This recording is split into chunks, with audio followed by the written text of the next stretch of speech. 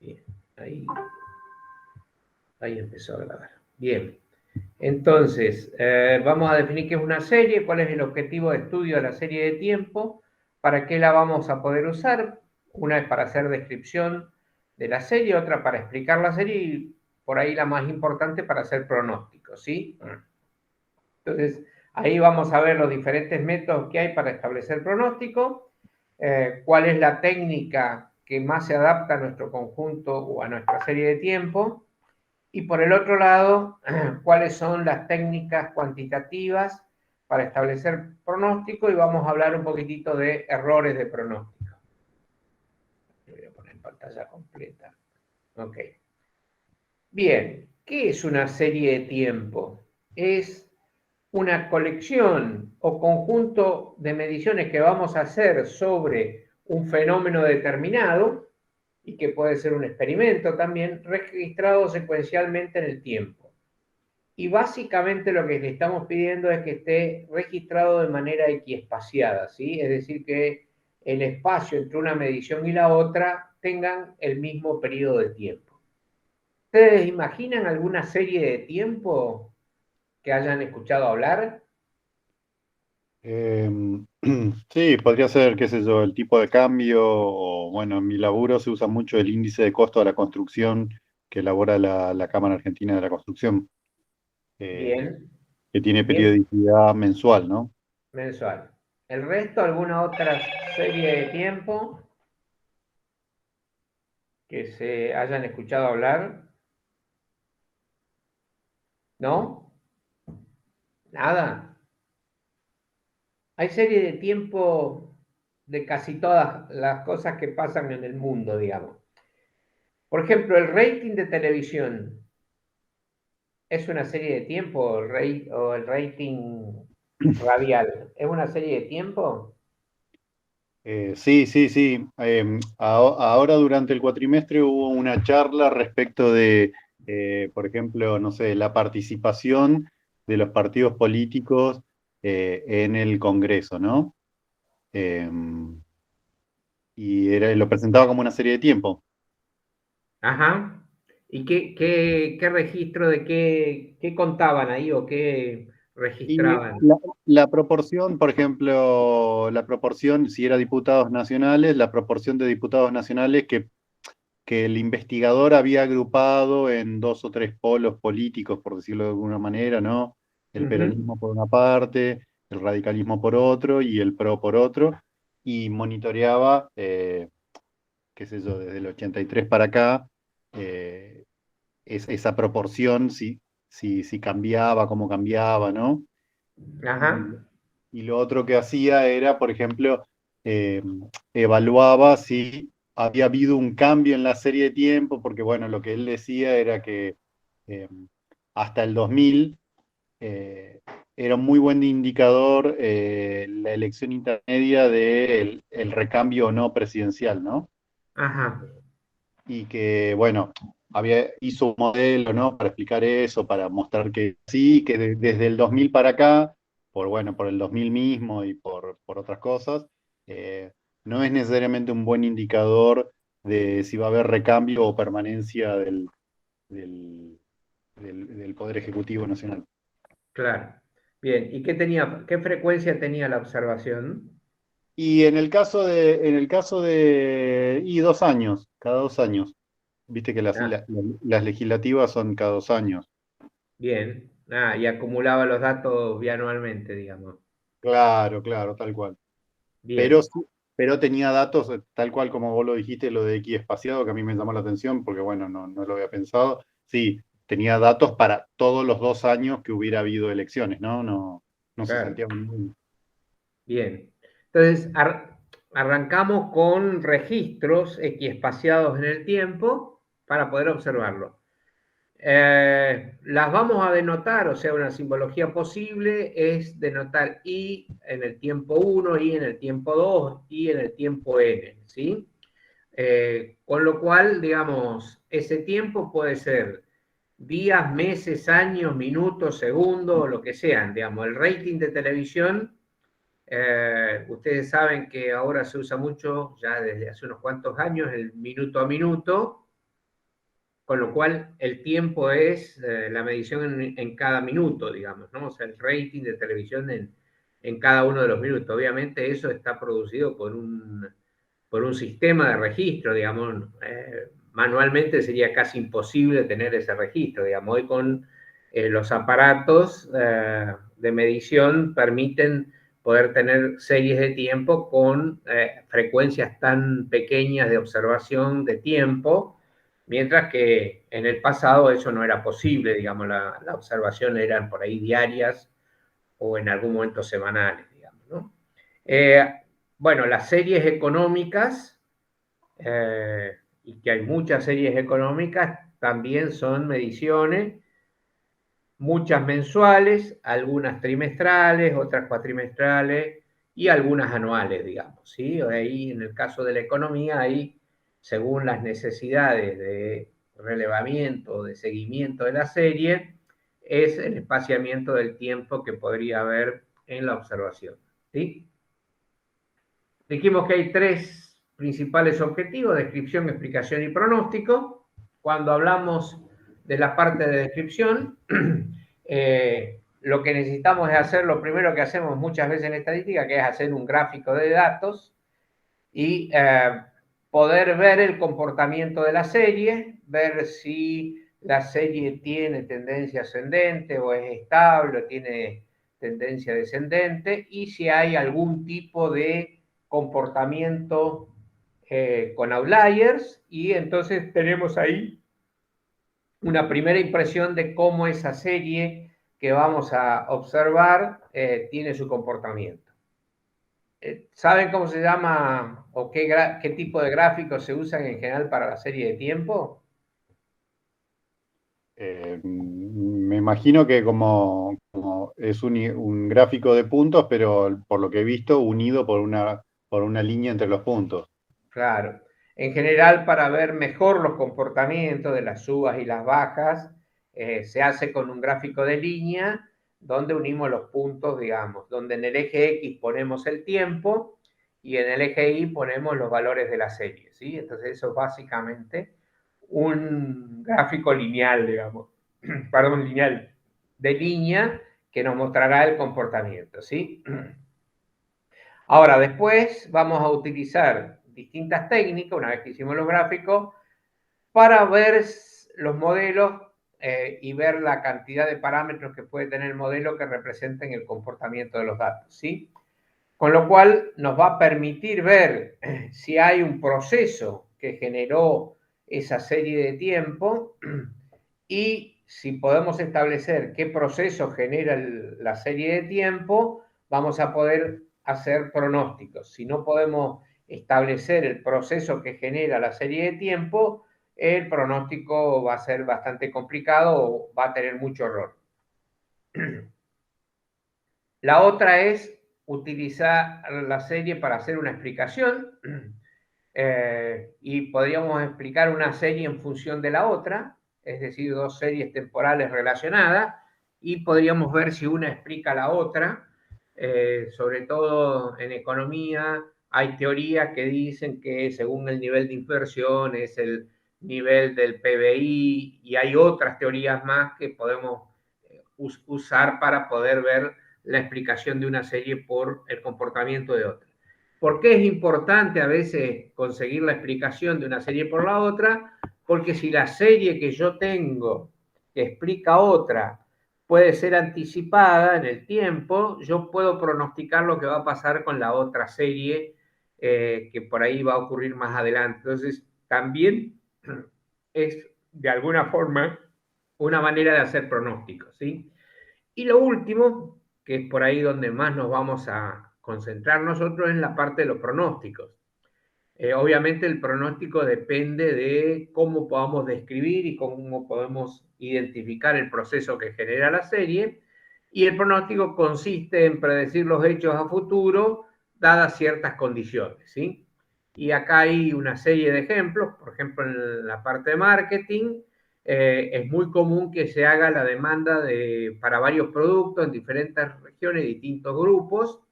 ¿Y para qué ustedes creen que puede usar la gente que hace mercadotecnia o marketing establecer la demanda para varios productos en diferentes regiones y entre distintos grupos, por ejemplo, de personas. Y Para yo que me, la, y yo me imagino que para poder enchufar la publicidad, para poder retroalimentar esa demanda, por decirlo, natural, ¿no? claro, eso puede ser alguna más, aplicación más. También planificar producción, si fuera un producto de consumo final, ¿no? Si la Coca-Cola se consume más en capital y bueno, no sé, produzco más en capital porque producirla en Córdoba y trasladarla me es más caro, ¿no? Exactamente. También es muy común tener demanda de varios productos para poder planificar nuestras operaciones, digamos. La producción de Coca-Cola o de lo que sea, si yo sé cuál es el comportamiento que voy a tener en el próximo año, puedo planificar, digamos, la parte operativa para hacer esa producción. Piensen que de ahí sabiendo cuánto se va a demandar, operaciones tendrá que ver cuántos insumos tiene que comprar para poder satisfacer esa demanda.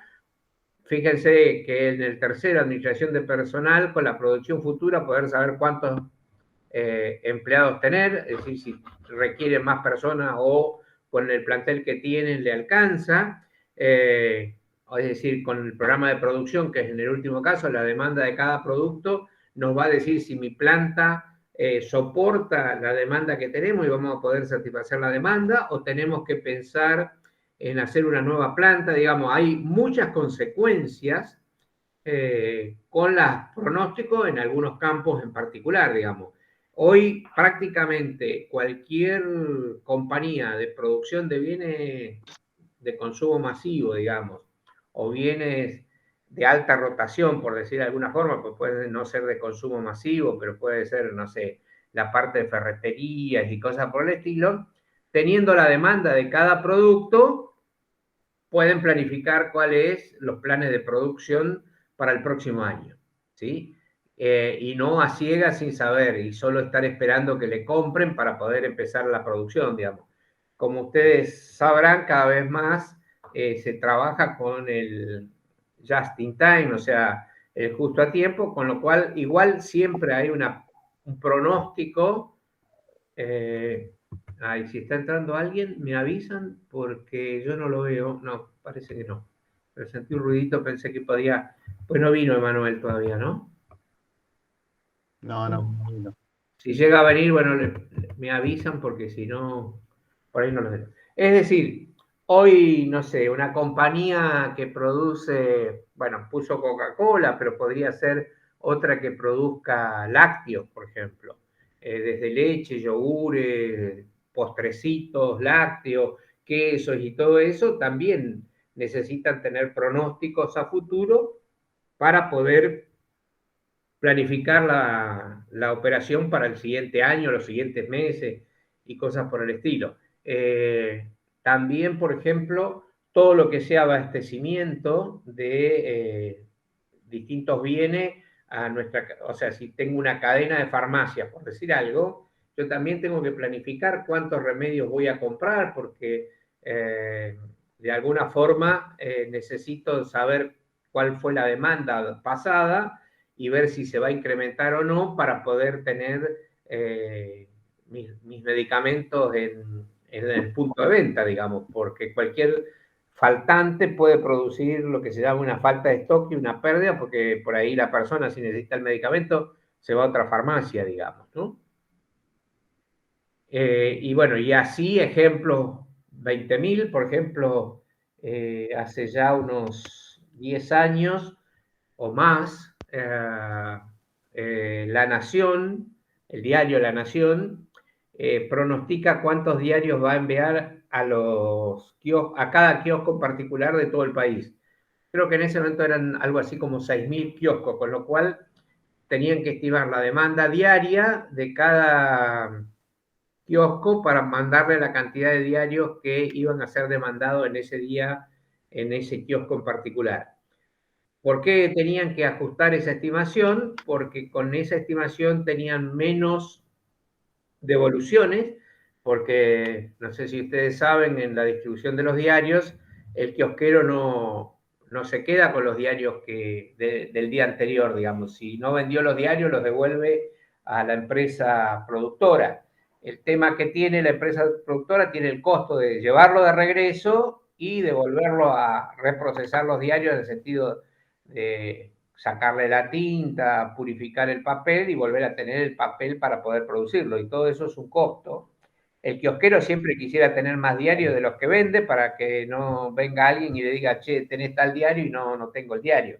En realidad ahí lo que se busca es un equilibrio, que al kiosquero no le falten, pero que no le sobren muchos diarios, porque si no tiene una pérdida importante o un costo importante la empresa productora del diario, digamos, ¿no? Entonces, fíjense que tienen que hacer diariamente estimaciones de 6.000 demandas de diario, y la demanda de diario es diferente, no es lo mismo lo que se demanda un día lunes a un día martes, miércoles, jueves, viernes, sábado, o lo que se demanda en el invierno y lo que se demanda en el verano.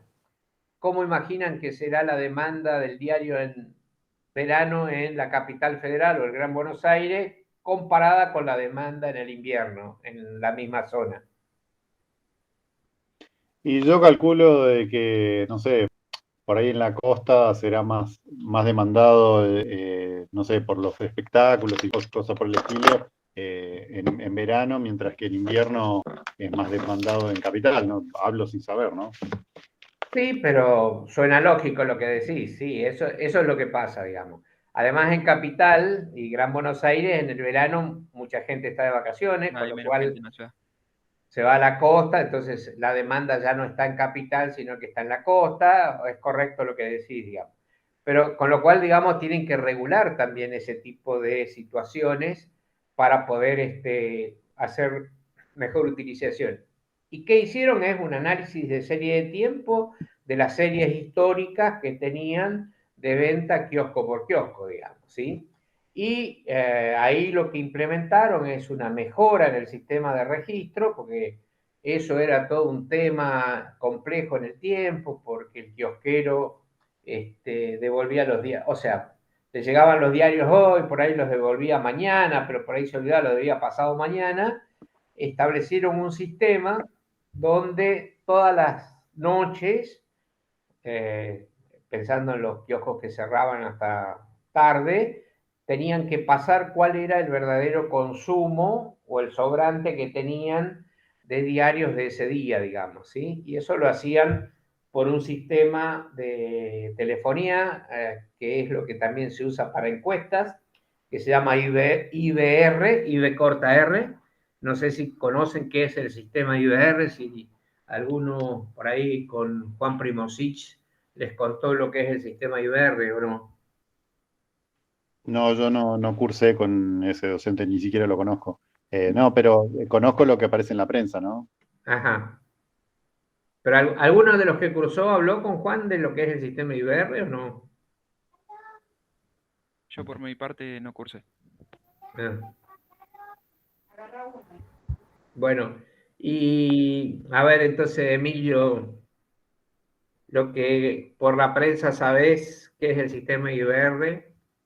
No, lo que sé es una máquina que realiza llamados con un diccionario de números y realiza una tarea repetitiva, ¿no? Y releva información, cosas por el estilo. Eso. Lo conozco más en el contexto de las encuestas, que no sabía que sí, es lógico que lo usen para relevar cuánto vendieron o cuánto. Claro, se puede usar para cualquier cosa, digamos, ¿no? O sea, obviamente Sí. las encuestas lo adoptaron por la facilidad de poder hacer muchas encuestas sin tener un operador que hiciera el llamado, digamos, un encuestador que hiciera los llamados, digamos, ¿sí?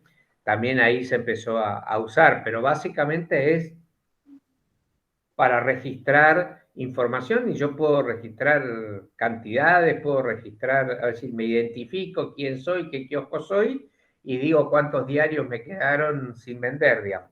Y eso, ¿con qué se los compensaban? Porque había que acostumbrar a los kiosqueros que hicieran eso, porque el kiosquero dice, no, pero yo no voy a hacer ese trabajo. Bueno, que le hacían la cuenta corriente, ya automáticamente le descontaban los diarios que no habían vendido de su cuenta corriente, obviamente después contra la verificación de lo que pasaba en la realidad, pero le hacían ya como un anticipo de la cuenta corriente, digamos, porque los diarios tienen que ir pagando los diarios en el transcurso del tiempo, digamos. Entonces, con eso los convencieron de que entregaran esa información al sistema, con lo cual había 6.000 llamados diarios a una computadora donde registraba toda esa información y ellos tenían día por día cuál era la venta real de diarios en cada uno de los 6.000 puntos de venta que había, digamos, ¿no?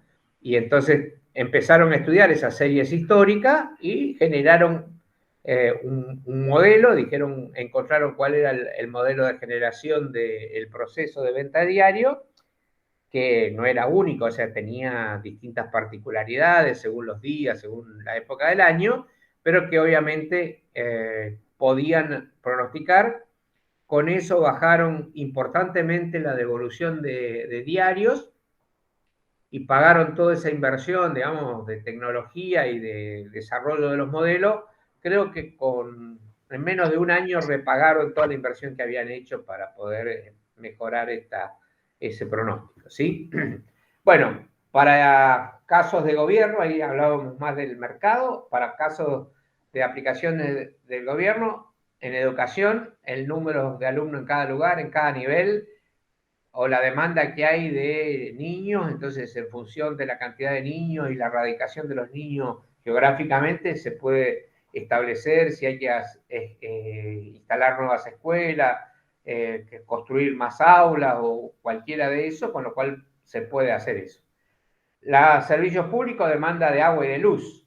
Piensen ustedes que la demanda de agua hay que purificarla. El agua no es que sale mágicamente y llega a nuestras casas, sino que tienen que bombear el agua, pasarla por los piletones de decantación de las impurezas y todo eso para hacerla potable y poder distribuirla, con lo cual hay que tener una previsión de la demanda posible de agua. Obviamente la demanda de agua no es la misma en invierno que en verano, si llueve o no llueve, o sea, seguramente hay factores climáticos que están ayudando a también hacer eso, con lo cual la gente que trabaja en la provisión de agua tiene que tener estudios de la demanda de agua. Lo mismo con la luz. Piensen que hay todas las centrales de producción de luz, las hidroeléctricas, las que están a gas o a petróleo, cosas por el estilo, tienen que encender y apagar sus maquinarias para producir la demanda de luz que hay, digamos.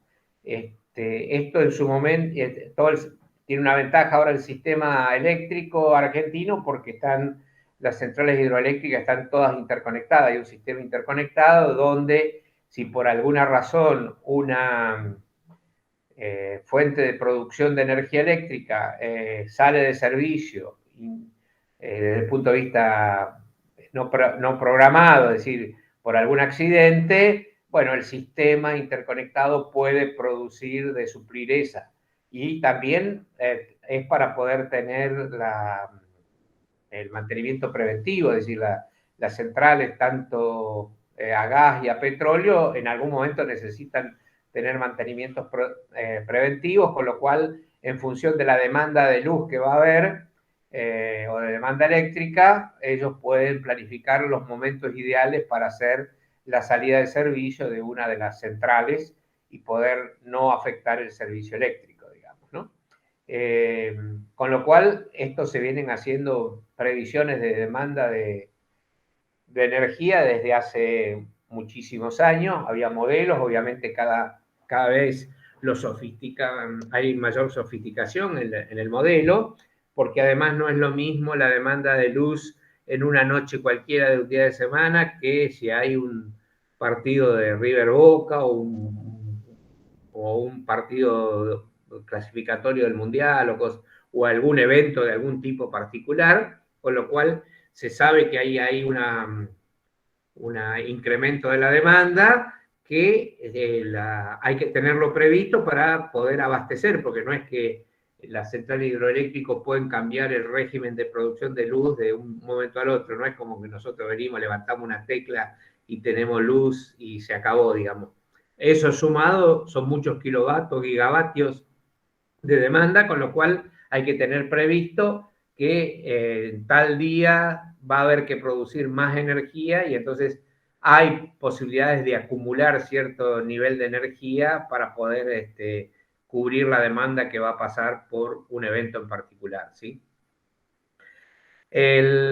Cuando se presenta el presupuesto nacional en el Congreso de la Nación, bueno, que son las finanzas públicas, tienen que hacer una estimación de cuánto va a ser el monto de impuestos que van a recaudar y los gastos que tiene el gobierno nacional y todos los organismos, con lo cual de alguna forma también es un pronóstico de una serie de tiempo, no es que dicen, bueno, ahora vamos a gastar tanto y es lo que me parece, digamos, hay todo un trabajo para ver cómo la serie se va comportando y para mejorar la estimación del presupuesto nacional, ¿sí? Y también podemos hablar de casos de organizaciones no gubernamentales, las que, no sé, Cáritas o algún tipo de organismos que hacen algún tipo de colaboración con la sociedad para ver cómo recaudan fondos, cómo consiguen, cómo encaran un nuevo proyecto, un nuevo comedor, una nueva asistencia y bueno, cómo va a ser el costo, también tiene que hacer un pronóstico de eso, digamos. La verdad, los pronósticos tienen mucha utilidad, digamos. Y hasta en nuestra vida diaria, de alguna forma, por ahí no lo hacemos con una modelación y hacemos una formalización del proceso que lo generamos, pero de alguna forma los individuos también en la familia hacemos una planificación de nuestros ingresos futuros, sobre todo si nos vamos a empezar a querer comprar, no sé, un auto, una casa o una moto, una bicicleta, digamos, tenemos que planificar cómo o juntamos toda la plata y lo compramos, o lo que es muy común en países con mayor estabilidad que nosotros, haces una inversión a largo plazo, te compras un auto financiado en función de los ingresos que vas a ir obteniendo mes a mes. Nosotros las planificaciones individuales o familiares son un poquito más complicados que en otros países, digamos. En muchos países, bueno, en la Argentina tenemos una ventaja que las universidades públicas son todas gratuitas, pero en muchos países del mundo las universidades son muy caras y entonces las familias ahorran y planifican su ahorro para ver cuánto tienen que ahorrar para poder llegar a poder pagar la universidad de los hijos, ¿no? O lo que en Argentina estuvo, la FJF, los fondos de retiro, que es muy común en otros países, bueno, es ver cómo planifico, cuánto voy ahorrando en fondos de retiro para que cuando me jubile tenga una jubilación razonable que me permita vivir o tener los fondos necesarios como para subsistir. Digamos. O sea, aplicaciones de serie de tiempo son, no digo infinitas, pero son bastante importantes. Acá hay algunos ejemplos en serie económica, precio de un artículo, tasa de desempleo, tasa de inflación, índice de precio. El índice de precio que se publica todos los meses también es una serie de tiempo, ¿no? O sea, ahí no hay ningún tipo de problema.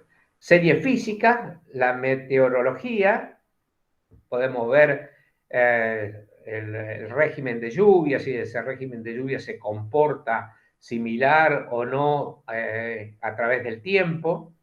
Hoy, por ejemplo, para los pronósticos del tiempo, se están usando análisis de series meteorológicas, porque por la combinación de lo que viene pasando, pueden pronosticar qué va a pasar los meses siguientes.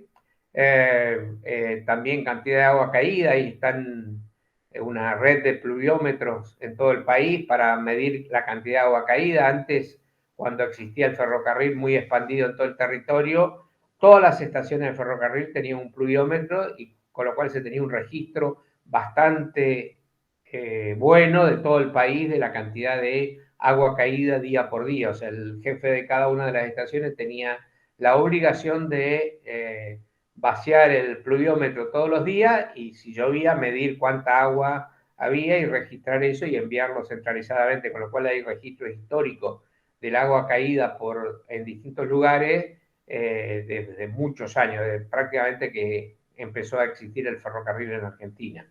Las temperaturas también, máxima diaria o la mínima, la velocidad del viento, la energía solar, digamos, mediciones de cuánto es la energía solar que irradia el sol en distintos lugares del país. Hoy muy utilizado lo de la energía solar o del viento para la producción de energía eléctrica, ya sea eólica o la solar, energía solar, ¿sí? En el caso de la geofísica, las series sismológicas para ver qué pasa en las zonas donde hay sismos, cómo es el registro de los sismos y ver el comportamiento. Y ahí muy importante para la sismología es poder predecir los sismos antes de que ocurran, digamos, ¿no? Entonces, los sismólogos usan las series históricas para poder ver las condiciones con las cuales se da. No sé si vieron, hay una película sobre una ciudad, que el sismo, que hay un científico que estaba tratando de producir de pronosticar el sismo y todo eso, digamos, está muy interesante de cómo por la combinación del comportamiento de distintas series podían predecir lo que iba a pasar. Las series demográficas, que también hay importantes, tasa de crecimiento de la población, tasa de natalidad, mortalidad, resultado de los censos poblacionales, es decir, hay un montón de series demográficas también que se usan. En marketing, series de demanda, de gasto, de oferta. En las series de telecomunicación, análisis de las señales de la radiofrecuencia o de las telecomunicaciones. Y la serie de transporte, series sobre el tráfico vehicular, digamos, camiones, digamos, hay un montón de registros posibles del paso de cantidad de tráfico que hay en distintos sentidos, que permite después tomar decisiones de crear nuevas rutas, modificar rutas, ampliar rutas según el volumen de tráfico que ocurre en ciertos lugares, en los casos que sea posible, digo, porque en una ciudad si aumenta el tráfico, es muy difícil poder ampliar las calles para mejorar el tránsito, pero sí se toman decisiones. Hace muchos años todas las calles tenían doble sentido de circulación. Por el volumen de tráfico hubo que cambiar y hacer las calles prácticamente de mano única, quedan cada vez menos calles de doble sentido de circulación, es decir, sirven para tomar decisiones de ese tipo. En el caso de los pronósticos, muchas veces es imposible realizar más de una observación en un instante de tiempo determinado, es decir, que en el caso de las series casi siempre tenemos una sola observación de la variable aleatoria en el tiempo t, digamos, ¿sí? No tenemos, digamos, esto porque está pensado con el mismo sentido de regresión que vimos, que si tuviéramos muchas observaciones, porque lo que pensamos que hay una distribución de probabilidad en cada uno de los instantes de tiempo, ¿sí? Que si observáramos podríamos tener muchas observaciones. Lamentablemente, generalmente tenemos una sola observación en cada instante de tiempo, ¿sí? Pero la observada la consideramos una medición de un infinito de serie de tiempo que podrían haber sido observadas en ese instante de tiempo, ¿sí? Y realización se llama realización de un proceso estocástico, es decir, cada miembro del conjunto infinito de serie de tiempo se llama realización del proceso estocástico, con la idea de que es un proceso que no es exacto, sino tiene variabilidad. Vamos por el enfoque más tradicional de análisis de series de tiempo, que posiblemente los que cursaron, creo que el sistema de información dan esto, ¿no? Sí, lo acabamos de terminar de ver. Bien. Tendencia, ciclo, variación estacional y fluctuaciones irregulares, ¿no? En realidad no sabría distinguir ciclo de variaciones estacionales. Ajá. O sea, no sé. ¿Alguien que haya cruzado sistema de información tiene idea de cuál es la diferencia entre ciclo y variaciones estacionales? Variación estacional no sería, por ejemplo, primavera, verano, Bien, invierno y eso. bien. ¿Y Diferencia con ciclo? un ciclo. Ciclos son variaciones, pero no dentro de un año.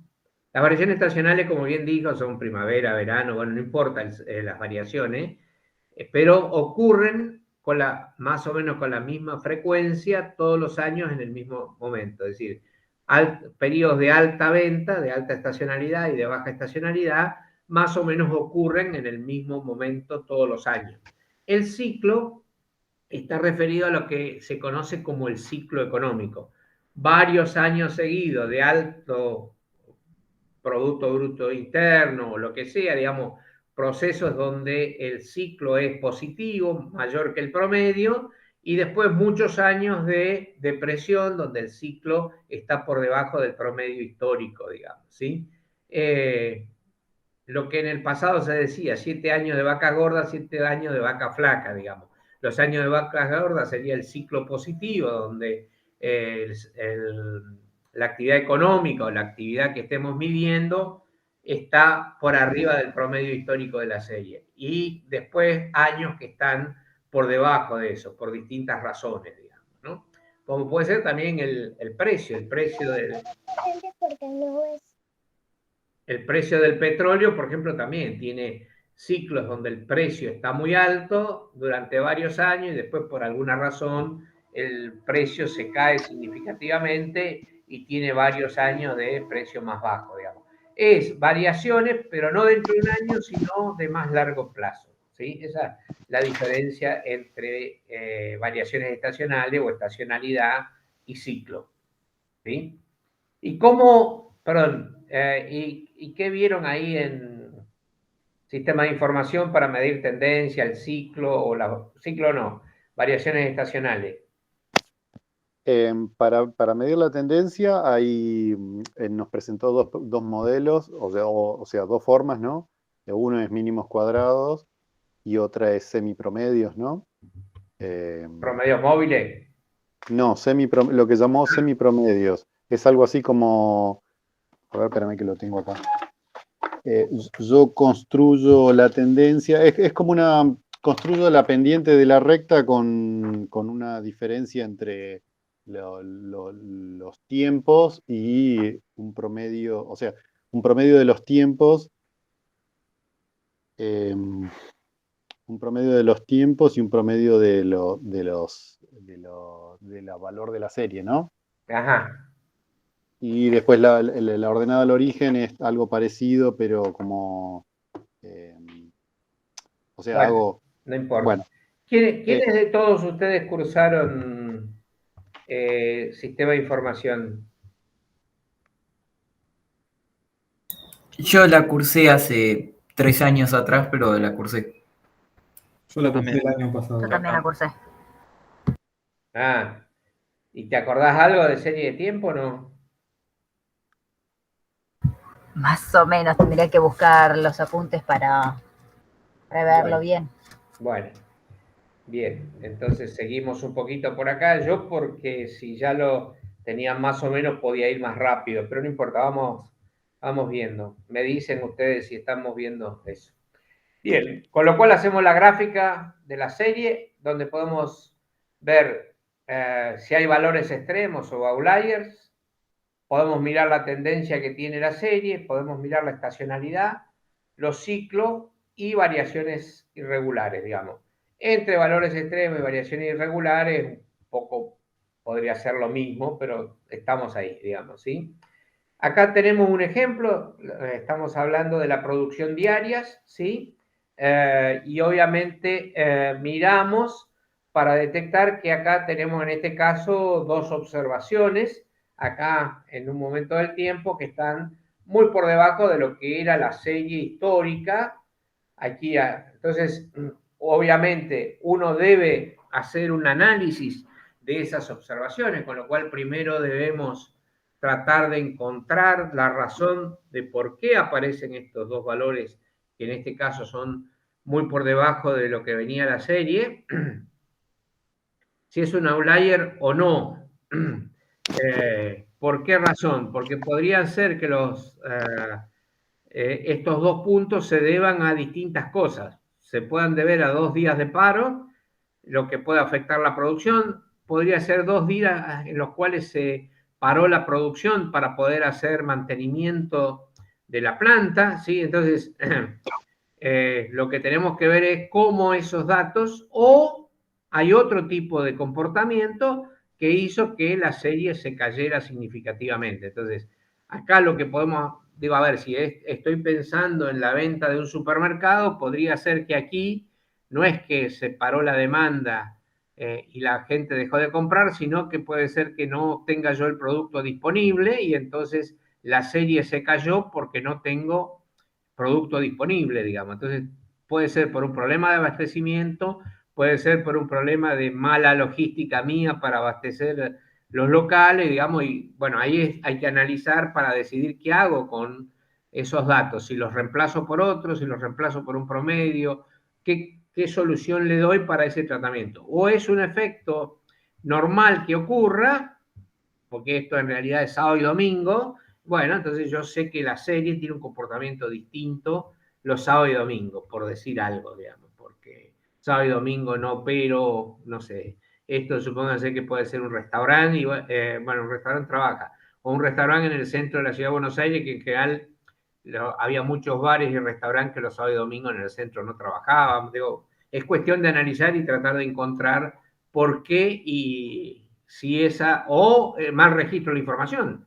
Esto podría ser que en realidad el registro que tengo de información acá es malo porque alguien se equivocó y perdió un dígito adelante o hizo algún tipo de macana, en vez de entrar una cifra de 4 dígitos, introdujo una cifra de 3 dígitos, entonces se cayó la información. Digo, entonces, primero hay que encontrar la razón de qué es lo que puede estar pasando ahí para asegurarnos que el dato es de calidad. Después ver qué decisiones tenemos. La siguiente es, bueno, puedo mirar la tendencia y obviamente esto lo miro a largo plazo, o sea, ya varios años. La idea es tener, si la serie es mensual, por lo menos 3, 4 años, 5 años ideal, para ver el comportamiento de largo plazo. Es decir, en este caso, en el primero vemos que va creciendo gradualmente, quiere decir que la serie tiene un comportamiento con tendencia positiva, o puedo mirar una serie que tiene tendencia con componente negativa, es decir, que hay un cambio de nivel a largo plazo, o podemos tener una donde la serie no tiene un comportamiento ni de crecimiento ni de decrecimiento, es decir, que es constante a través del tiempo, ¿sí? Obviamente siempre la vamos a mirar sobre esta línea de tendencia que tenemos acá o el promedio que tendríamos acá de toda la serie, de todos los periodos, ¿sí? Entonces, miramos eso, es nuestro primer indicador de cuál es el comportamiento predominante en la serie, ¿sí? Bueno, lo que dice acá, esto puede ser definitivamente como el cambio de la media a lo largo del periodo, es decir, obviamente estamos pensando no en cada variación de observación en observación, sino como un promedio de largo plazo en el cambio promedio, digamos, ¿sí?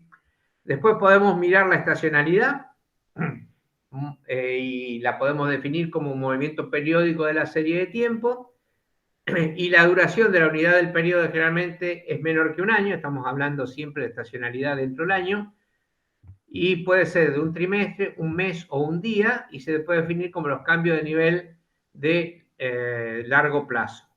Bueno, la podemos expresar la serie como una variación estacional si existe un número S tal que la observación de X en el periodo T es igual a X en el periodo T más una constante K por S por la variación estacional. El K nos dice cuántas unidades desplazamos al T en el tiempo, digamos, ¿sí?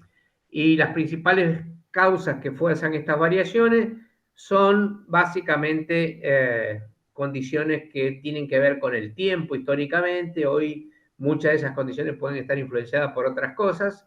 En invierno las ventas de helado caían, ¿no? Y eso ya no caen significativamente. Seguramente hay estacionalidad, pero no es tan marcada como había hace muchísimos años. Y hace muchísimos años las heladerías de invierno cerraban. Eran heladerías puras que trabajaban en verano, generalmente administradas por personas italianas que se iban a abrir la heladería en Italia porque estaban a contraestación, digamos. Hoy ya eso casi no existe, casi todas están abiertas los 12 meses del año, digamos, ¿sí? Además cambió el comportamiento del consumo, digamos, hoy consumimos helado aún en invierno, antes era poco frecuente o infrecuente consumir helado en el invierno, ¿sí? En el verano, la venta de lana y así, digamos. cada una tiene su propia estacionalidad y bueno, habrá periodos de estacionalidad positiva donde tenemos más demanda y estacionalidad negativa donde tenemos menos demanda. Pero mirado a través del tiempo, los picos y los valles tienen la misma distancia. Es decir, si yo mido la distancia entre estos dos valles o entre estos dos picos, mantienen más o menos la misma cantidad constante, esta S, que es la distancia que hay. Sí. Bien. Bien, entonces estudiar la estacionalidad de la serie de tiempo es estimar la tendencia, otro es desestacionalizar la serie para poder estudiarle libre de ese efecto. Hay dos tipos de estacionalidad.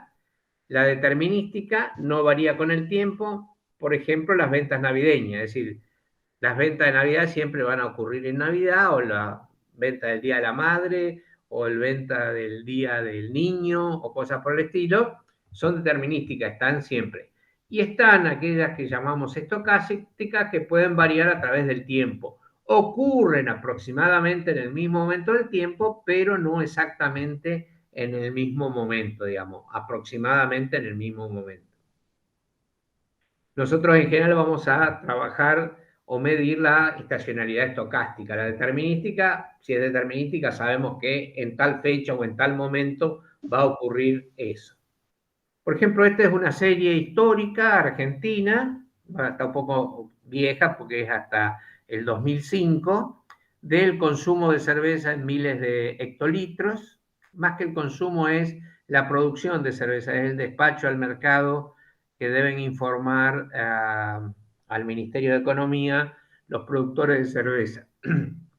Entonces tenemos un comportamiento y esta serie tiene tendencia, no tiene tendencia, positiva, negativa.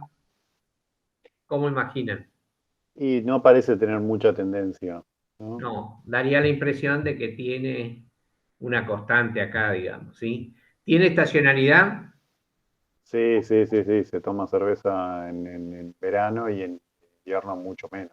Claro, entonces, si miramos acá, los picos prácticamente son todos los de enero y en julio es cuando tenemos menor nivel. Obviamente, posiblemente con el transcurso del tiempo, los picos de acá, o sea, los valles de acá abajo hayan subido y sean menos amplio la caída de estacionalidad entre el invierno y el verano, porque, bueno, ahora hay también mucho más consumo aún en invierno. Hace muchos años el consumo era mucho más variado o lo que se consumía en verano respecto a lo que se consumía en invierno. Así que bueno, esta es una serie real. Si ustedes entran al Ministerio de Economía, hay una lista de series de consumo, está la de cerveza, hay como 10 o 20 series. Después les vamos a dar con Carlos el link para que ustedes lo miren. Ciclo existe cuando una serie presenta cambios mayores a un año y sucede mucho en el área económica y que es importante no confundir ciclo con tendencia, ¿sí? Acá vemos que el gráfico vemos un ciclo de una década en el cual hubo un cambio de tendencia. Vino hasta acá, subió acá, vuelve a caer y sigue acá, digamos. Acá tenemos la tendencia, pero acá tuvimos un ciclo positivo más alto que lo histórico que estaba pasando, digamos. Acá estamos hablando en años, o sea, de acá a acá hay 10 años prácticamente, ¿sí? Entonces puede ser que por alguna razón hubo una demanda o una producción mucho más alta de lo que históricamente venía y después por alguna razón volvió a caer a un nivel mucho más bajo, ¿sí? Por ejemplo, esta era la tasa de ocupación esta es real también, hasta el cuarto trimestre de 2003. Venía una serie semestral, la EPH antes tenía solo 2 ondas, una en octubre y otra en marzo, donde se estimaba la tasa de desocupación. Aquí a partir del 2003 se empezó a estimar trimestralmente, hay 4 trimestres. Y bueno, ahí vemos el comportamiento de la serie. Fíjense que estábamos acá en el año, bueno, esta es el periodo 2001 a 2003, donde tuvimos el gran lío económico de la salida de la convertibilidad, donde la tasa de desocupación llegó como arriba del 20%. Ahí habíamos tenido la crisis de acá de 1995, creo que esto fue la crisis mexicana, la del tequila, si no me acuerdo mal, y ahí tuvimos también una tasa de desocupación importante, pero quedó ya en niveles bastante altos. Habría que volverla a seguir para poder ver cómo se está comportando ahora. Bien, también tenemos lo que llamamos variaciones irregulares, donde se producen cambios con cierta intensidad en la serie, como puede ser una catástrofe, una quiebra o algún tipo de situación especial, donde la variación histórica se ve con un cambio significativo a través del tiempo. Lo que se observa en la serie es un cambio brusco en la tendencia de la serie y cambia el nivel de la serie abruptamente, ¿sí? Bien. Podría haber pasado con la serie, bueno, un poquitito esto es como una componente irregular, porque veníamos con un nivel y aquí pasamos a otro nivel. Y que fue, bueno, acá fue la salida de la convertibilidad y aquí la crisis del tequila, creo. Entonces, de alguna forma se produce un cambio de nivel de la serie por algún componente irregular, ¿sí? Vamos a entrar ahora en los métodos para establecer pronósticos. Hay también, y se usaban y se usan, pronósticos de tipo cualitativo, con lo cual lo que acá tenemos es una opinión de un grupo de personas que hacen la estimación o el pronóstico de la serie, ¿sí? Haciendo un ajuste de la curva subjetivo, cada uno dice qué va a pasar el próximo año, si va a crecer, si va a decrecer, si va a crecer el 10%, si va a subir el 20%, así. Uno que se llama método Delphi, que es una ronda de estimaciones, es decir, los que hacen, si bien son personas que conocen el mercado en particular, se va haciendo que hagan una estimación de qué va a pasar el próximo año o el próximo trimestre, o en el periodo que se les esté pidiendo la estimación, qué va a pasar con la demanda de un producto, qué va a pasar con la inflación. No sé si ustedes escucharon hablar de lo que es el REM, que hace el Banco Central, el relevamiento de expectativa de mercado. ¿Escucharon Sí, hablar? yo lo escuché alguna vez, sí. Le preguntan a empresarios cuánto creen que va a ser la inflación, más o menos. Sí, hay como 40 variables en realidad que se estiman. Ah, mirá. Son varias variables. La inflación, sí, obviamente es una de ellas. Más que a empresarios, ahí los que participan de esto, yo no sé qué nivel de participación hay, pero en general es alto. En muchos casos son consultoras o equipos económicos de universidades que se dedican a hacer estas estimaciones. No todos estiman yo dije 40, no sé, es un número importante, por ahí 40 es mucho, no me acuerdo, hace mucho que no miro eso, donde se hacen estimaciones. En general es por expertos, no son empresarios, casi todos son equipos económicos, de estudios económicos y universidades, grupos de investigación. Y ahí no usan el método Delphi, pero bueno, de a poquitito funciona como el método Delphi. Hoy estiman, entonces te dicen a vos cuán lejos estuviste del promedio. O sea, ¿qué se hace? Se promedian las estimaciones y se dice, bueno, la tasa de inflación para el próximo mes, unas dijeron 4, otras dijeron 3,5, otras dijeron 3, bueno, el promedio dio 3,6, por decir cualquier cosa. Entonces, a partir de ahí, con esa información, se podría hacer una nueva ronda, que es el método Delphi, nada más que acá se va para un periodo distinto, ya se dejó de estimar el mismo periodo. El método Delphi es que se da la información de quién estimó más alto, quién estimó más bajo, cuál es el promedio, y se hace una nueva ronda de estimación de lo que va a pasar, hasta que los promedios medianamente se empiezan a estabilizar. Algunos siguen insistiendo con valores más altos, otros que estimaron muy bajos suben sus promedios, y otros que estimaron en el medio o se mantienen o suben un poquitito el promedio por alguna razón en particular, hasta que se llega, después de 2 o 3 rondas, más o menos a un consenso con muy poca variación en la estimación, ¿sí? Con lo cual, el método Delphi era muy usado, creo que está muy en desuso ya en las industrias, porque ahora, digamos, con todos los software que hay de pronóstico de series, se está trabajando más con datos que con métodos subjetivos. Aunque en muchas industrias o en muchas empresas, cuando se tienen que hacer el presupuesto anual, la estimación de cuánto se va a vender o cuánto no se va a vender, a veces se los pregunta a los propios vendedores o a la propia gente que comercializa el producto, y obviamente si me preguntan a mí y soy el representante para la zona determinada, A o B, por miedo a estimar de más, generalmente se quedan abajo, y entonces ahí los responsables de la empresa dicen, no, vos tenés que vender 10% más el año que viene. Y ahí empiezan las peleas de que no, pero ¿y por qué voy a vender 10% más si las condiciones no están? Bueno, muchas veces termina impuesto cuánto va a ser el presupuesto, cuánto tiene que subir el presupuesto de venta de un producto, digamos, ¿no? Así que ahí, bueno, aparecen otras cosas. Pero ya cada vez menos y cada vez más en muchas industrias donde la serie de tiempo está recopilada y existe eso, se siguen métodos más formales que métodos de tipo cualitativo, digamos, ¿sí? Hay algo que se llama comparaciones técnicas, que es tener una tendencia primaria y tratar de hacer estimaciones de tipo subjetivo hacia dónde va a ir el mercado. Es más de tendencia que establecer el valor absoluto de cuánto va a ser el pronóstico siguiente, digamos, ¿no? Si estamos en un mercado que sabemos que va a ser decreciente porque se está dejando de utilizar determinado tipo de producto porque está cambiando la tendencia, bueno, se baja en esa tendencia primaria de lo que está pasando para poder hacer las estimaciones.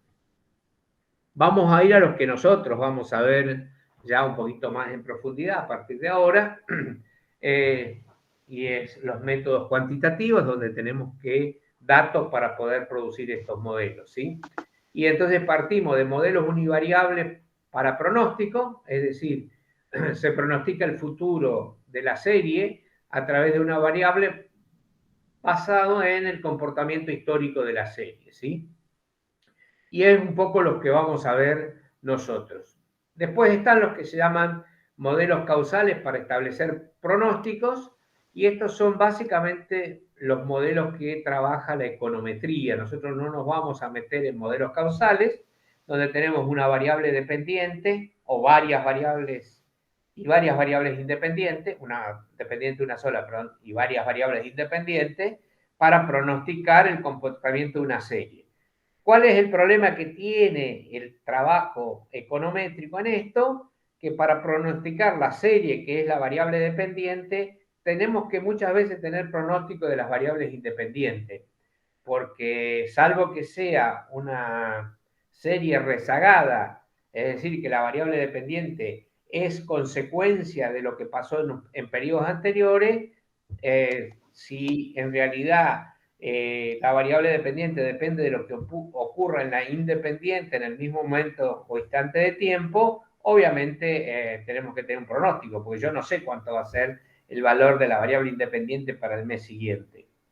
Tengo que también pronosticarlo. Entonces, como sumas de pronósticos, digamos. Pero bueno, hay toda una metodología para mirarlo. Nosotros no vamos a trabajar con esos, vamos a trabajar más que nada con las series univariadas, donde la misma variable la pronosticamos analizando los patrones de comportamiento, ¿sí?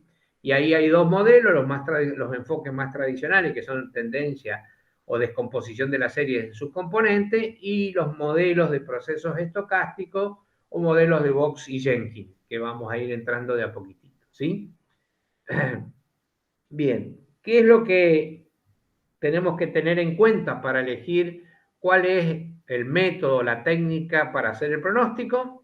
Bueno, vamos a tener que considerar el periodo para el cual tenemos que trabajar, para el cual tenemos datos, cuál es el patrón de comportamiento de esa serie histórica, cuánto nos va a costar hacer el pronóstico, porque muchas veces tenemos que recopilar los datos de la serie histórica.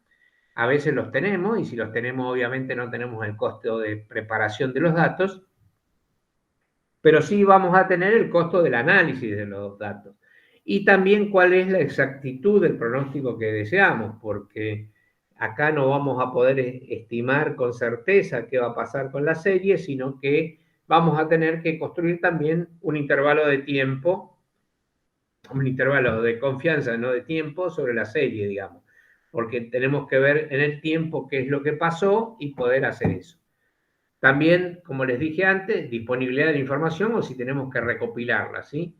Y un último factor, facilidad de operar y entender la serie, porque si yo tengo un modelo muy complicado, va a ser bastante complicado que quienes sean mis interlocutores para poder aceptar el modelo o el pronóstico que yo estoy haciendo,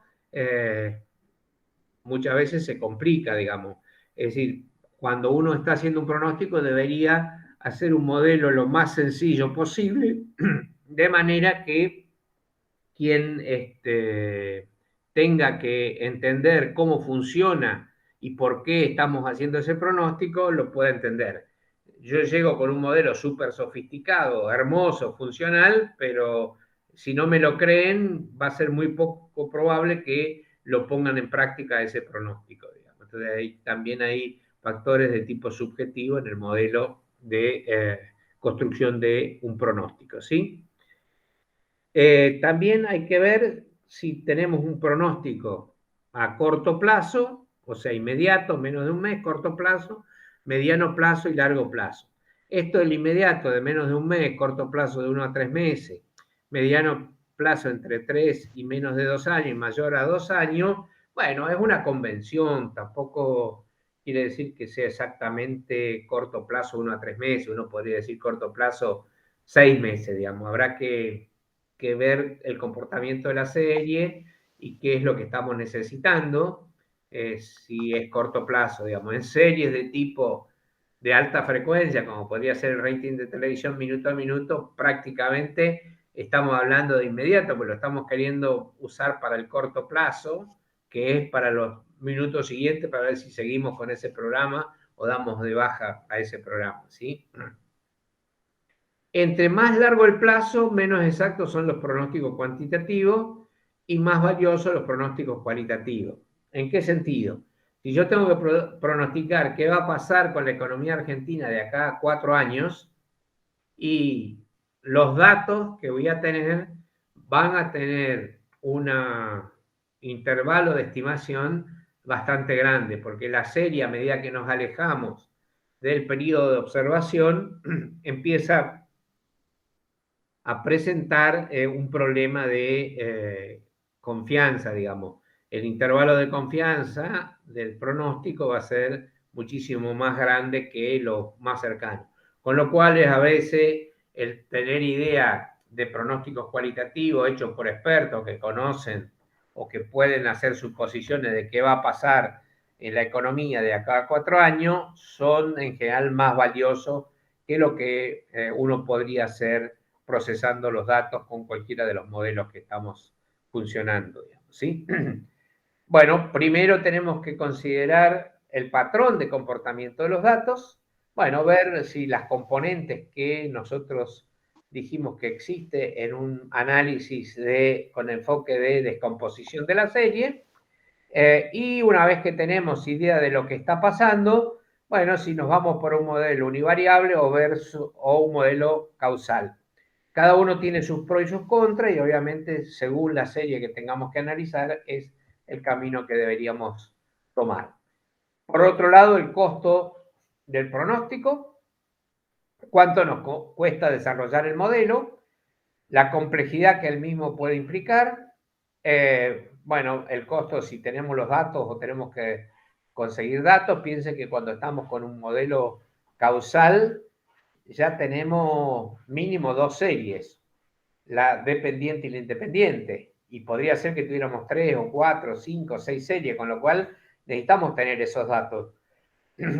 Y deberíamos disponerlos, si no los tenemos, tenemos que conseguirlos, digamos, ¿sí?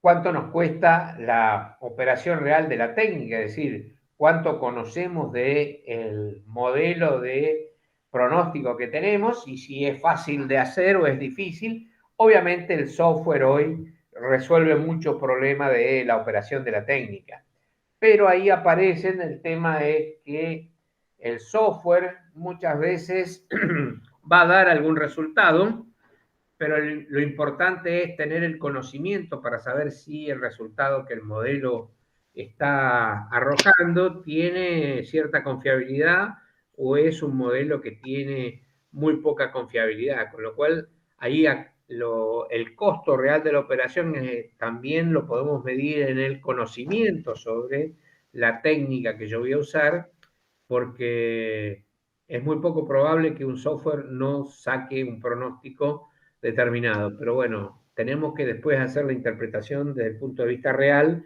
si lo que sacó el modelo tiene alguna plausibilidad de ser aplicado o está diciendo cualquier cosa en su estimación.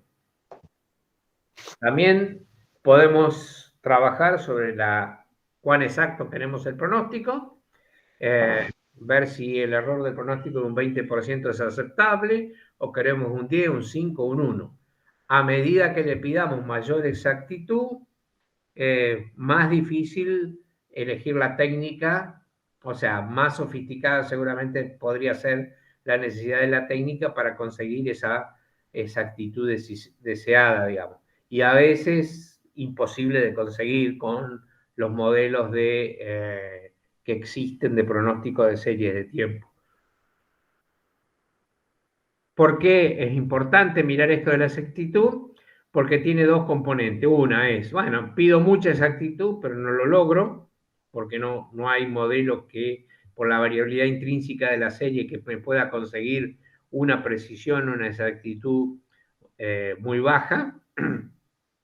Y otra es, a veces pido una exactitud o sea, del 1%, cuando mis decisiones no cambiarían si mi exactitud es del 10%. Entonces, ahí hay que empezar a entender si pedir un 10% mi decisión final de negocio o de inversión o de lo que esté usando el pronóstico o de producción o de planta operativa o qué sé yo, digamos, si con el 10% me alcanza y es suficiente, digamos. Acá hay que empezar a jugar en eso, digamos, porque más exigencia yo le pida de exactitud al pronóstico, seguramente más sofisticado el modelo que voy a tener que usar para poder hacer ese pronóstico, ¿sí?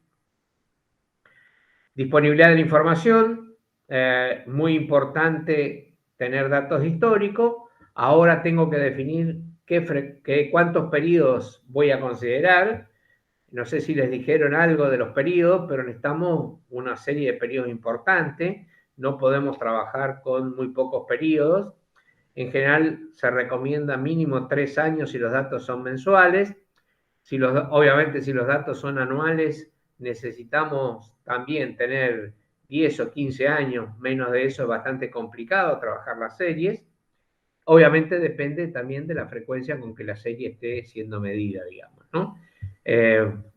Mientras más larga sea la serie, también implica algún tipo de cambio en las tendencias, con lo cual por ahí el pronóstico que tengo que hacer necesita de trabajar con modelos combinados, ya no con un único modelo, porque si hay un cambio de tendencia por algún cambio o tecnológico, de hábitos de consumo, de lo que sea, también tengo que mirar qué es lo que pasa.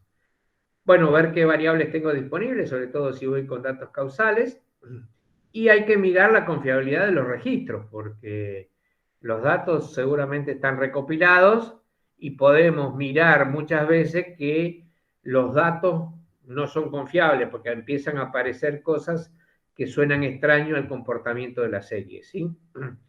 Y por puntualidad de los datos, es decir, mirar que los datos estén relevados adecuadamente en el momento adecuado, digamos, ¿sí? No que sean estimados y que sean datos relevados con certeza, en el sentido de que es un registro y no sea una estimación o una aproximación porque no relevaron los datos en el momento que se decía que iban a relevarlo, ¿sí? Bueno, si tenemos que recopilar los datos, obviamente va a implicar un costo para el pronóstico. Hoy no es tanto problema, casi todos los sistemas de gestión tienen registro histórico de los datos, digamos. Esto era cuando mucho de esto se llevaba en papel, muchas veces los registros estaban en papel, en distintas carpetas, entonces había que digitalizar toda esa información o ordenarla para poder trabajarla. Hoy en día es muy raro que no tengamos en base de datos los registros históricos de la serie que queremos analizar. Podría ser que estén desorganizadas en el sentido de que estén en distintos sistemas, que estén en una planilla Excel en el escritorio de algún funcionario, de algún agente de venta, de lo que sea, pero seguramente es mucho más fácil que tener que ir a buscar, como era hace muchos años, todos los registros que estaban por ahí en papel, es decir, los históricos de venta o de producción o de lo que sea, eran registros en papel. Hoy ya prácticamente creo que ninguna empresa, salvo que sea muy pequeña, no tiene aunque sea un Excel con los registros históricos de la información, con lo cual el costo de reunir la información cada vez es menos importante, pero bueno, lo quiero nombrar porque no siempre podemos encontrar las series directamente operables en el sentido de estar organizadas adecuadamente, digamos. Seguramente alguna preparación es posible que tengamos que hacer con la serie. Facilidad de operar y entender, esto es lo que les decía antes, que, o sea, quien va a tomar la decisión entienda el modelo y las técnicas empleadas. Yo voy con Box y Jenkins y que los modelos son autorregresivos, de medias móviles, integrados. Posiblemente muchos administradores digan, ¿y de qué me está hablando esta persona? No me está vendiendo gato por liebre, digamos. Entonces, ahí hay que tener cuidado de tratar de usar siempre los modelos más sencillos en la medida de lo posible, ¿sí? Bueno, podemos usar análisis de regresión, que serían los modelos causales o econométricos, la serie de tiempo univariable, que es lo que dijimos por el modelo de descomposición de la serie, o los métodos de Box y Jenkins, que son métodos de lo que se llama de análisis de procesos estocásticos. Nosotros vamos a trabajar sobre series de tiempo univariables y nos vamos a meter en los métodos de Box y Jenkins para poder analizar eso. Explicamos, el método de regresión no es necesario que lo explique, ustedes ya lo vieron, acá tienen un ejemplo donde queremos determinar la demanda de un producto en función del precio del producto mío, el precio del producto de la competencia, los gastos de publicidad para probar el producto y el tipo de compañía de publicidad usado para promover el producto, si es la TV, la radio, las redes sociales ahora, con lo cual podríamos hacer eso, un modelo que no vamos a analizar en este caso, pero podría ser uno de esos, ¿sí? Obviamente, los objetivos del modelo de regresión es describir la relación entre las variables, entre las independientes y la dependiente, predecir las demandas futuras del producto con base en los valores futuros de X1, X2, X3, X4, con lo cual acá sí yo puedo fijar cuál es el precio de mi producto y lo puedo mover el gasto en publicidad y simular cuál sería la demanda del producto y podría asimilar si yo bajo el precio del producto, lo aumento, qué podría ser mi competencia, digamos, y qué medios puedo usar para hacer la publicidad. Obviamente necesito serie histórica de esto, de la demanda. ¿Qué hice? De la demanda del producto, porque para poder hacer una regresión no puedo tener una sola observación de cada una de las series. Tengo que tener varias observaciones a través del tiempo de la demanda del producto, ¿sí? Entonces, los modelos esos son un poquitito más complicados. ¿Se pueden tener? Sí, se pueden tener y se pueden usar. Bueno, esos son los objetivos, digamos, ¿no? De un análisis de regresión aplicado para el pronóstico de una serie, predecir las demandas futuras, con lo cual también tengo que saber qué va a pasar con los valores futuros y controlar las demandas futuras mediante el control del precio de los mismos, los gastos publicitarios y los tipos de campañas publicitarias usadas, ¿sí? No hay variables que no podamos controlar, por lo tanto no podemos predecir ni controlar perfectamente la demanda del producto, porque yo puedo decir que voy a subir mi precio, bajar mi precio, pero tengo un elemento acá que era el precio promedio de la industria de productos similares, yo no sé qué va a ser la competencia si yo bajo mi precio. Entonces, puedo simular situaciones y hacer un pronóstico, ¿sí? Vamos a lo que vamos a ver nosotros, el serie de tiempo univariable, regresión de serie de tiempo, método de descomposición, tendencia, variación estacional, componente irregular, suavización exponencial, que es otro método de series univariables, que creo que eso no lo ven en sistema de información, que da más peso a las observaciones más recientes que a las más remotas en el tiempo, ¿sí? Y los métodos de Bose-Jenkins, que combina modelos para identificar el mejor, útil cuando los componentes de la serie de tiempo cambian con el tiempo, es decir, no son constantes, y pueden requerir más observaciones que otras técnicas. Es decir, el de descomposición con 30 datos en general estamos relativamente bien, o 3 años que serían 36 meses y la serie es mensual, ¿sí? Vamos por el método de descomposición. Los que ya vieron, supongo que hablaron del modelo aditivo multiplicativo mixto, o no vieron los 3 modelitos Sí, posibles. no, el mixto no lo vimos, Bueno, pero sí los otros dos. bien. El mixto es porque la componente aleatoria puede estar sumada en vez de multiplicada, pero bueno, es como una variación del multiplicativo, ¿sí? Donde la serie original la puedo predecir si estoy en el modelo aditivo por la tendencia, más la estacionalidad, más un componente aleatorio, que será aquel que no puedo medir, digamos, no voy a poder explicar. Es la diferencia entre la serie original y el pronóstico para ese mismo periodo que estoy haciendo cuando estoy probando el modelo. Y en el multiplicativo es que multiplico la tendencia por la estacionalidad, ¿sí? Son las dos diferencias fundamentales. La componente aleatoria, que es la ADT, o accidental, también llamado ruido blanco, con media cero y variancia constante. Son un poco las restricciones que les estamos poniendo a lo que se llama el ruido blanco o componente aleatoria en este modelo, ¿sí? Tenemos que estimar la tendencia. Acá suponemos que la componente estacional no está presente y que el modelo aditivo es adecuado, entonces lo que vamos a hacer es que x de t es igual a la tendencia más la componente aleatoria, que el componente aleatorio de ruido blanco. Hay varios métodos para estimar la tendencia. Los más utilizados son ajustar en función del tiempo con un polinomio, una función exponencial, otra función suave del tiempo, suavizar o filtrar los valores de la serie y utilizar diferencias, ¿sí? No sé qué usaron ustedes. ¿Hacían la tendencia ajustando una función directamente o hacían los filtros, que era el promedios móviles el más conocido? No, lo que hacíamos es esto que yo te digo de los promedios, los semipromedios, que es como construir la recta de regresión con unos promedios, ¿no? Y mínimos cuadrados ordinarios para la tendencia, ¿no? Pero los mínimos cuadrados, ¿sobre qué datos? ¿Sobre los datos Sí, suavizados? no, sería sobre la serie y un número, un t igual a 1, 2, 3, 4, 5, 6, 7, hasta... Esto sería ajustar una función del tiempo como un polinomio, una exponencial, Claro, otra función, digamos, una recta. sí, eso. Esto es mínimos cuadrados de alguna forma, digamos, ¿no?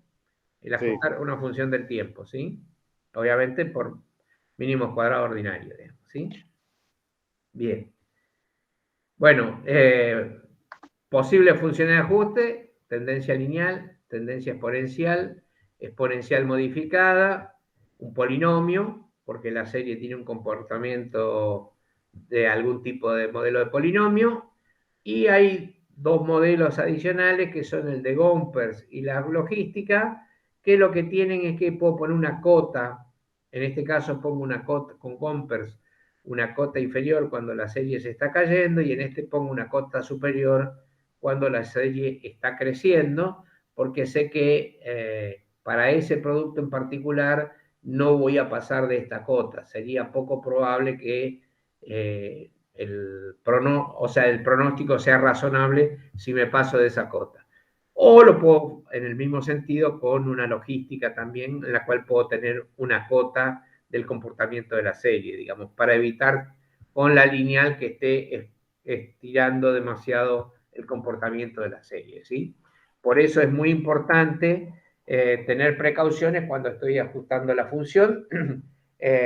Puede ser que la tendencia puede cubrir un periodo relativamente largo para hacer una buena representación de la tendencia a largo plazo. La tendencia, tanto de recta o exponencial, son aplicables a corto plazo, puesto que una curva con forma de S a largo plazo puede parecer una recta en el periodo restringido del tiempo, ¿sí? Yo puedo tener esto como una parte de una curva de S, por eso usamos bumper, porque si usara lineal me iría al diablo con las proyecciones, digamos, ¿sí?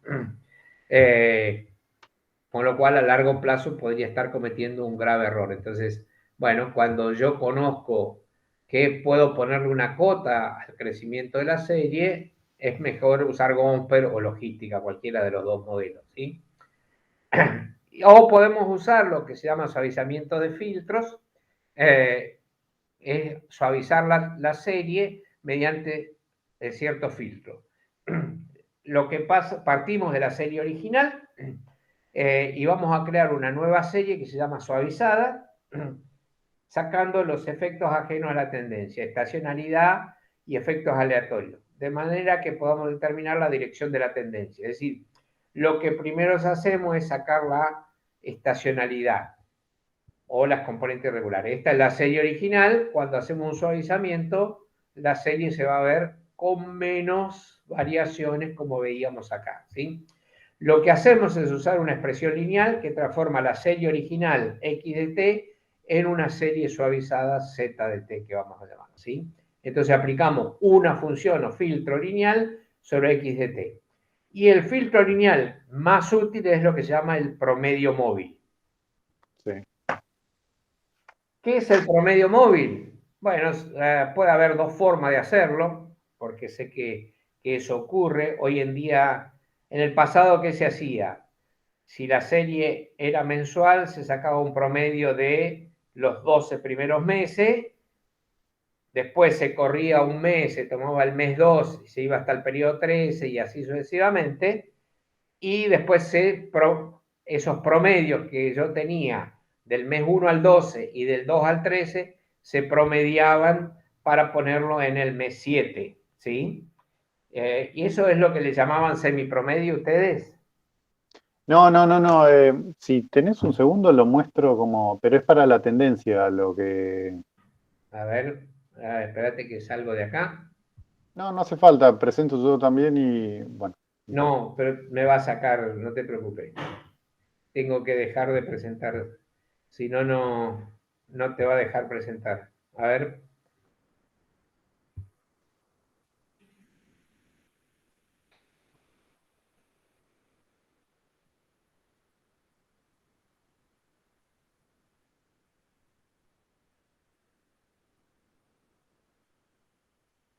Acá está.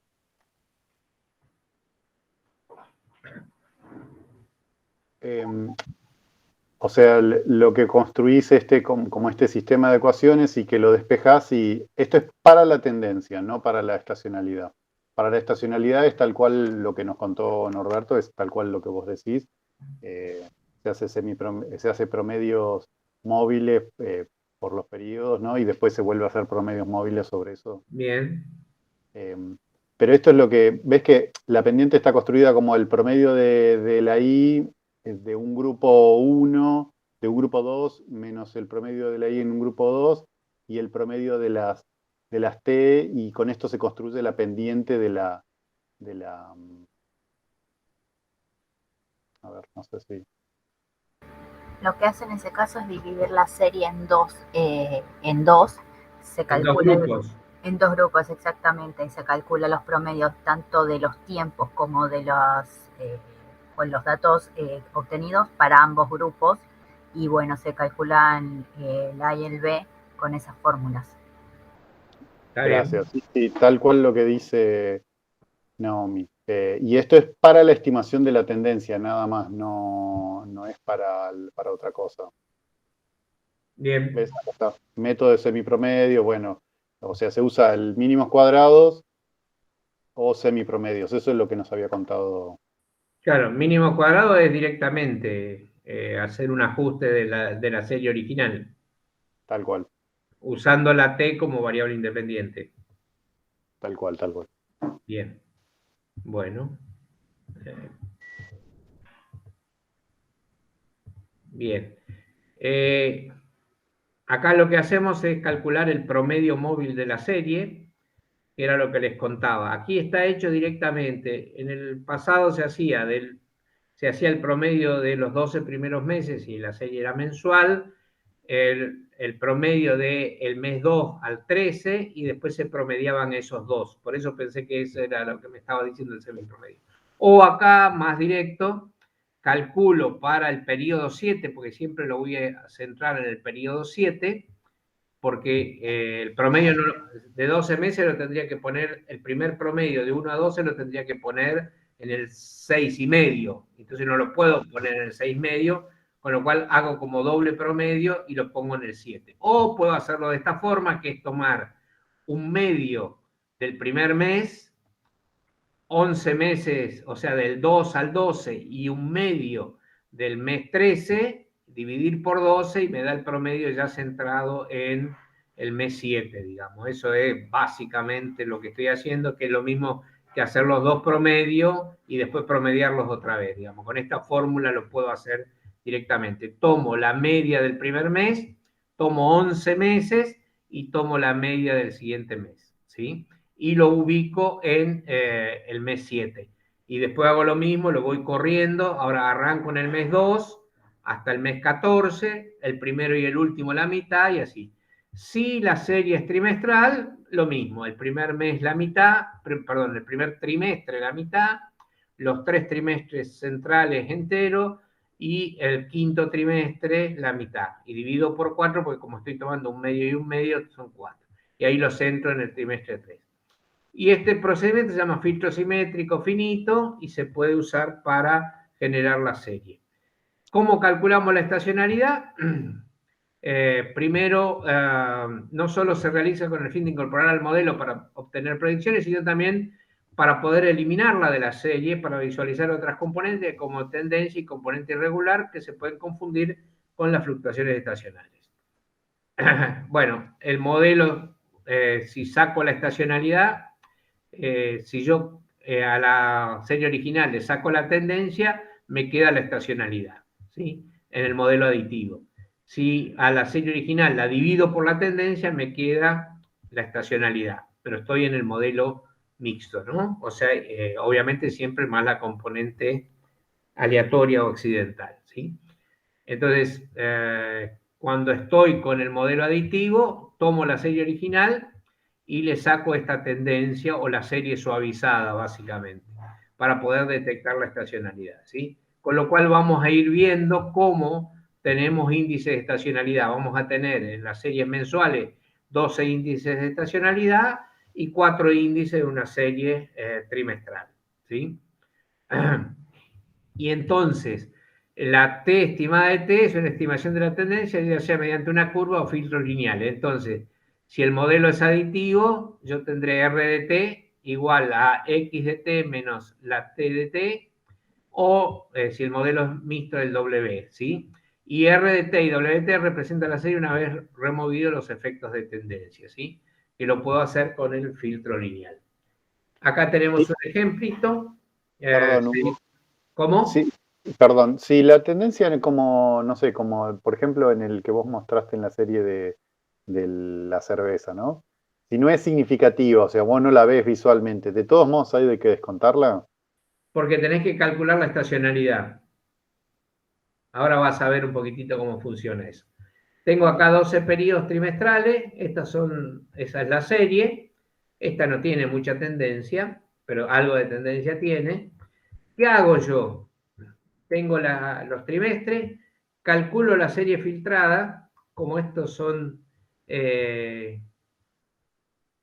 trimestres, eso, calculo el valor de la serie filtrada con el promedio móvil y o sea, tomo la serie original menos la serie filtrada, me da la nueva serie, x de t menos X de menos T de T de la serie filtrada, y entonces el menos 138 es el valor del semestre 2 de la serie si yo removía de alguna forma la tendencia, ¿sí?